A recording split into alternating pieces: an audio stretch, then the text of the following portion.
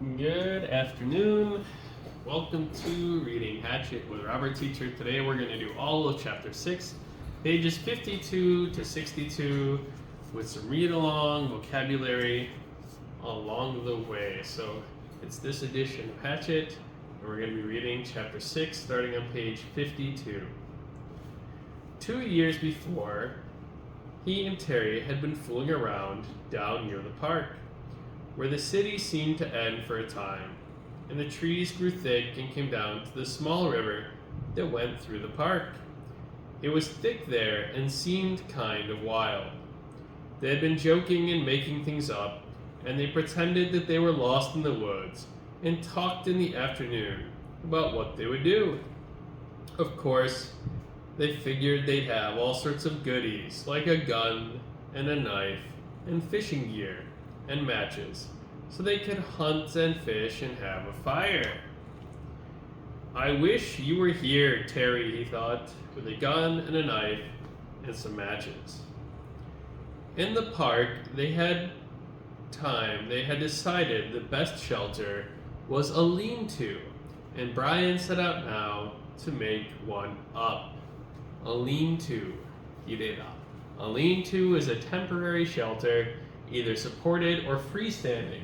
Sometimes it's like this, sometimes against a tree or against a mountain, but you're leaning sticks and then covering them is a lean to the wall, a lean to the trees, and then you can sleep under that.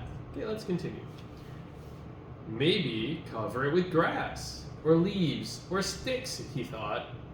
He started to go down to the lake again, where there were some willows he could cut down for braces. But it struck him that he thought to find a good place for the lean-to, and so he decided to look around first. He wanted to stay near the lake because he thought the plane, even deep in the water, might show up to somebody flying over, and he didn't want to diminish any chance he might have of being found. His eyes fell upon the stone ridge to his left, and he thought at first he should build his shelter against the stone.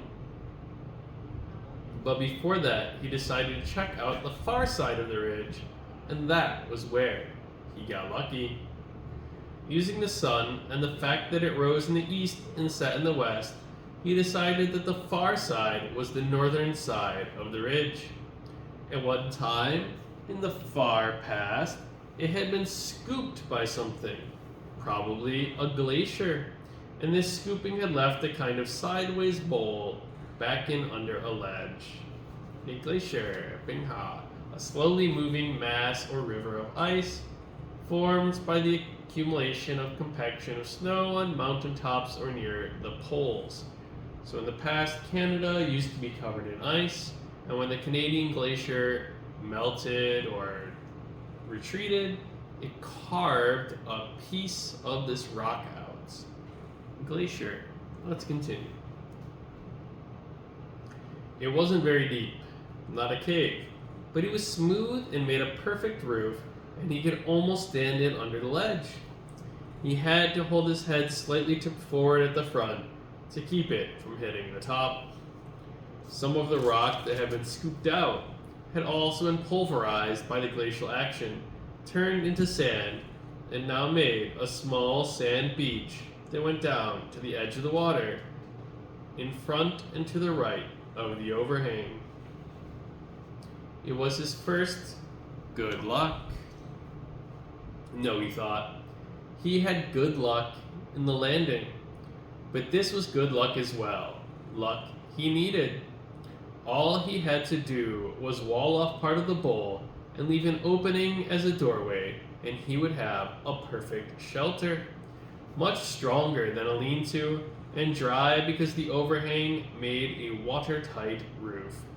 He crawled back in under the ledge and sat. The sand was cool here in the shade, and the coolness felt wonderful to his face, which was already starting to blister on top of the swelling. Okay, so this kind of blister is called heat blister, yosupo. A type of heat rash appears as a cluster of small inflamed blisters, like bumps that can produce intense itching. So if it's very hot outside, your skin can get this on your fingers or your face, your body, from it being very hot outside. Okay, a heat blister. He was also still weak. Just the walk around the back of the ridge and the slight climb over the top had left his legs rubbery. It felt good to sit for a bit under the shade of the overhang in the cool sand. And now he thought, if I just had something to eat, anything. When he had rested a bit, he went back down to the lake and drank a couple swallows of water. He wasn't all that thirsty, but he thought the water might help to take the edge off his hunger. It didn't. Somehow the cold lake water actually made it worse, sharpened it. He thought of dragging in wood to make a wall on part of the overhang, and picked up one piece to pull up, but his arms were too weak, and he knew then that it wasn't just the crash and the injury to his body and head. It was also he was weak from hunger. He would have to find something to eat. Before he did anything else, he would have to find something to eat. But what? Brian leaned against the rock and stared out at the lake. What in all of this was there to eat? He was so used to having food just be there, just always being there. When he was hungry, he went to the icebox or to the store or sat down to a meal his mother cooked. Icebox, an insulated cabinet or chest with partition for ice, used for preserving or cooling food, beverage, etc. Icebox can also mean refrigerator in the jungle or any other kind of storage bin with ice that's used to keep things cold, like cooler, refrigerator, freezer, icebox. These are all synonyms for each other. All right, returning to page 55.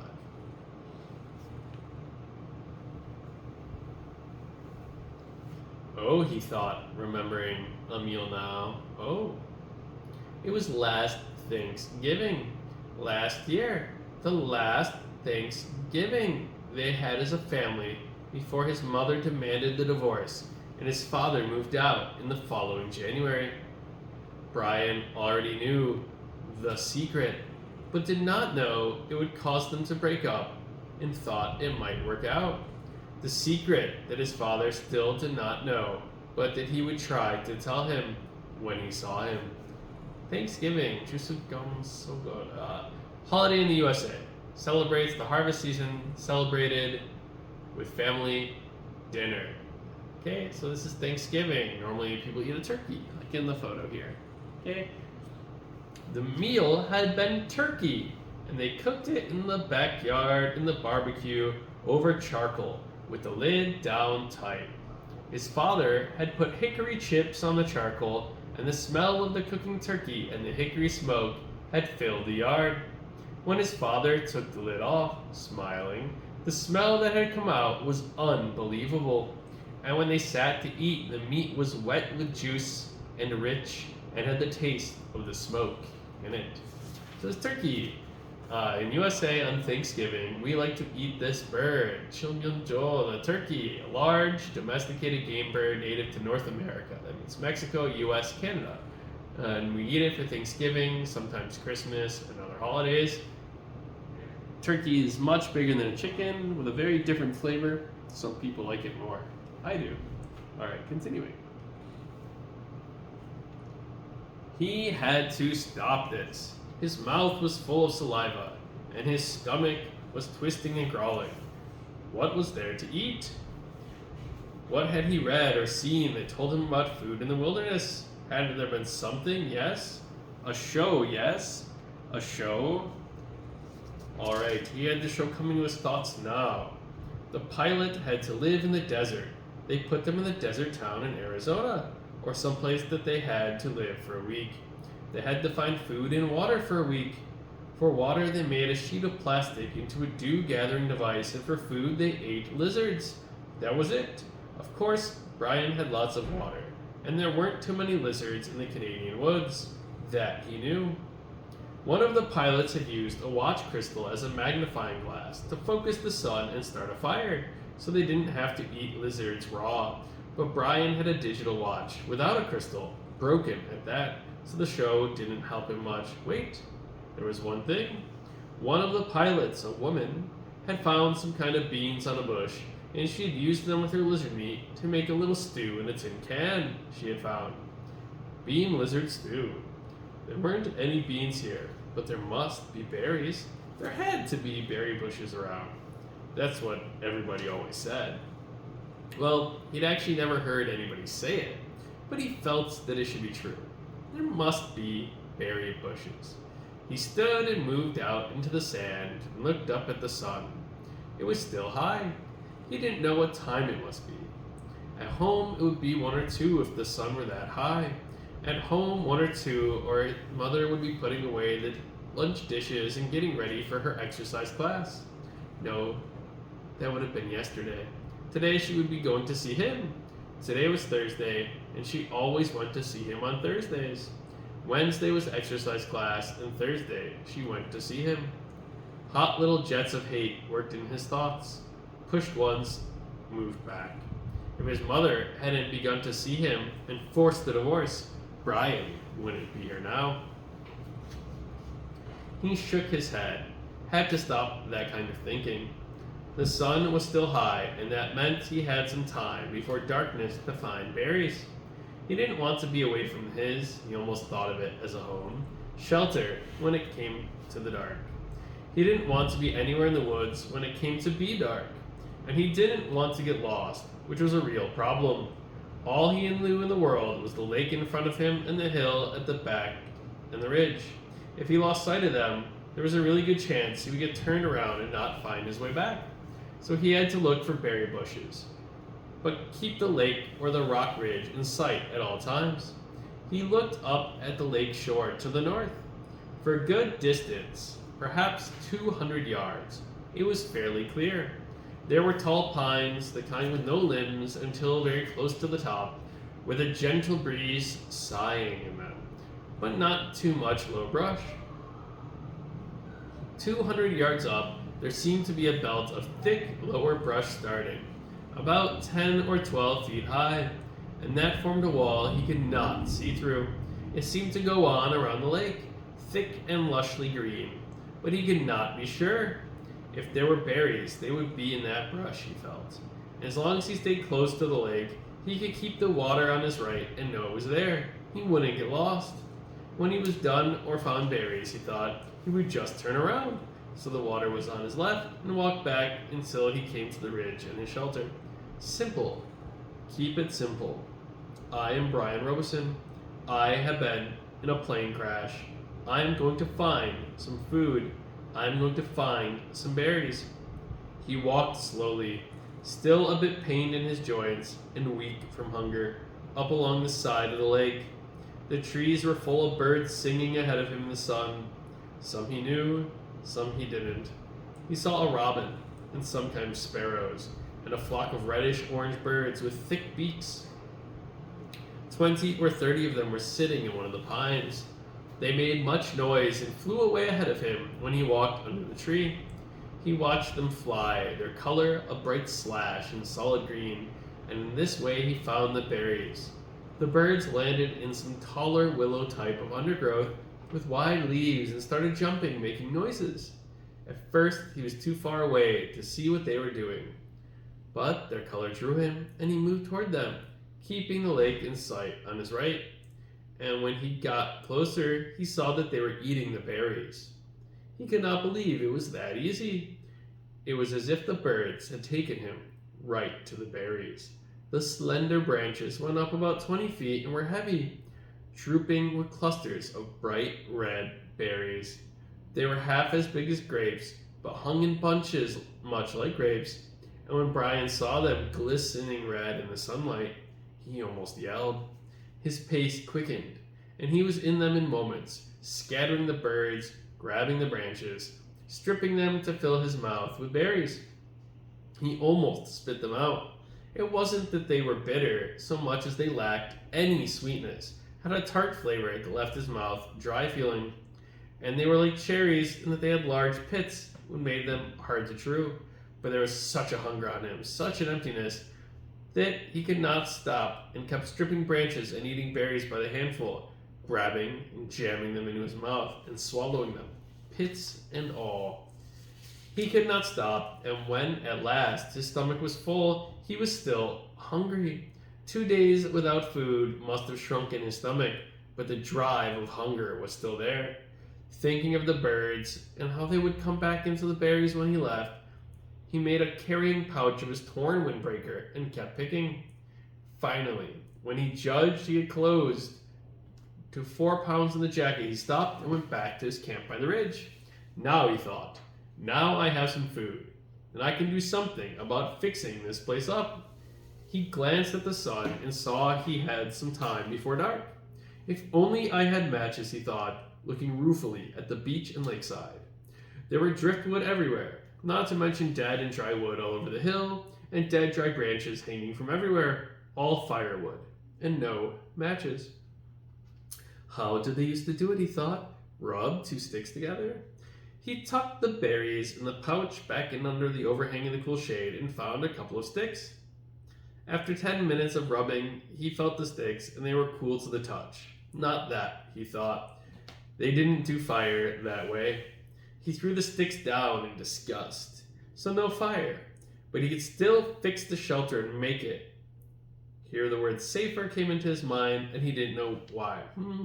More livable. Kind of close in it, he thought, I'll close it in a bit. He started digging sticks up from the lake and pulling long dead branches down from the hill, never getting out of sight of the water and the ridge. With ease, he interlaced and wove a wall across the opening of the front of the rock. It took over 2 hours, and he had to stop several times because he still felt a bit weak, and once because he felt a strange new twinge in his stomach, a tightening, a rolling. Too many berries, he thought. I ate too many of them. But it was gone soon, and he kept working until the entire front of the overhang was covered save for a small opening at the right end, nearest the lake. The doorway was about 3 feet, and when he went in, he found himself in a room almost 15 feet long and 8 to 10 feet deep, with the rock wall sloping down at the rear. Good, he said, nodding. Good. Outside, the sun was going down, finally. And then the initial coolness, the mosquitoes came out again and clouded in on him. They were thick and terrible, if not as bad as in the morning, and he kept brushing them off his arms until he couldn't stand it, and then dumped the berries and put the torn windbreaker on. At least the sleeves covered his arms. Wrapped in the jacket, with darkness coming down fast now, he crawled back in under the rock and huddled and tried to sleep. He was deeply tired and still aching some, but sleep was still coming and did not finally settle in until the evening cool turned to night cool and the mosquitoes slowed. Then at last, with his stomach turning on the berries, Brian went to sleep. So let's do a recap. To make himself happy, Brian tries to remember his best friend Terry, how they used to play in the park. In the park, they would pretend they had to survive like Brian's doing now. They would eat berries, they would pretend they had fishing poles and knife and gun and things to either hunt or collect food or start fires. But now Brian doesn't have any of the things they imagined they would have. One time, they pretended, like I said, that they were lost in the woods. And he's trying to use that, as well as memories of movies and TV shows, to figure out what to do next. So Brian remembers that they built a lean-to for shelter. So he decides to make one to protect himself, now that he's actually lost in the woods.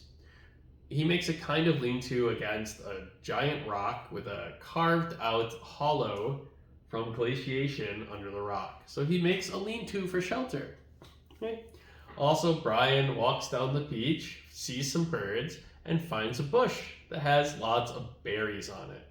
And he eats a lot of the berries, pits and all, because he's very, very hungry. So he just eats and eats and eats and eats. Later on, his stomach turns a little. That's when your stomach doesn't feel quite good after you ate something. So maybe he shouldn't have done that.